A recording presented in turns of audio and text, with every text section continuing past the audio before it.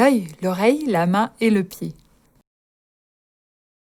Dit sous l'œil, dit Cac la main, Matou dit l'oreille et Matamba le pied, vivaient paisibles dans une contrée giboyeuse aux abords d'une forêt touffue.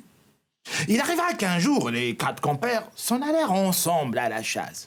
À peine entré dans le sous-bois, Matou dit l'oreille entendit un bruit intrigant. Dit sous l'œil, pointilleux comme à son habitude, vit que c'était une délicieuse gazelle bien grasse. Matamba le pied, plus agile que les autres, se lança à sa course. Il courut après l'animal jusqu'à ce qu'il soit épuisé et ne puisse plus mettre une patte devant l'autre.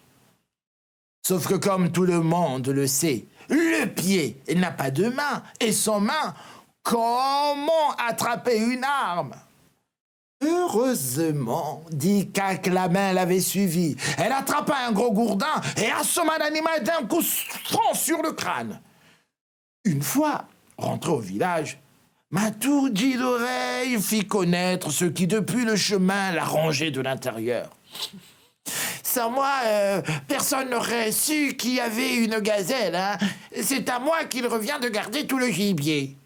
Dit sous l'œil, cligna fermement ses paupières et de regard ensanglanté répondit « Mais que racontes-tu ? Tout le monde sait que sans mon acuité visuelle, personne n'aurait vu la gazelle. Le gibier, c'est pour ma famille, les cils et les sourcils. » Matamba le pied tapa du poing sur la table et retorqua « Non, mais pour qui vous vous prenez ? Qui a coursé l'animal ? Ce n'est ni toi l'oreille avec ton lobe mou et ton tampon peureux, ni même toi l'œil avec ta pupille fragile. C'est mes orteils et moi qui avons fatigué l'animal. La viande me revient de droit. Elle est à moi, un point c'est tout. » Dit Cac la main, montre à ses griffes la paume ouverte, prête à frapper. J'ai sens que des gifles vont voler, hein. J'ai attrapé la gazelle, je l'ai tuée et vous voulez la manger. Je mérite, moi et moi seul, d'emporter ce gibier avec moi. Comme ils n'arrivaient pas à se mettre d'accord, ils portèrent l'affaire devant le tribunal du village. Le grand chef qui présidait sous le Mbanja, la Casa Palabre, c'était Fourou, un vieux moustique corrompu. Ce dernier écouta le réquisitoire de chacun. L'oreille, l'œil, le pied et la main apportèrent chacun leur argument. Fourou le moustique réfléchit. Il but un verre de sang, sourit, puis donna son avis.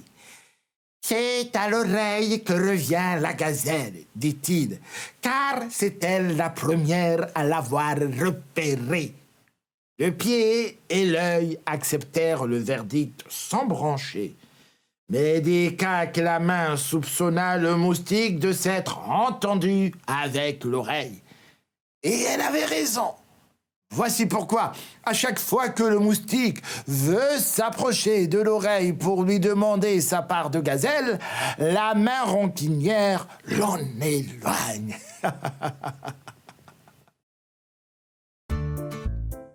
Un seul doigt ne peut pas prendre un caillou. L'union fait la force.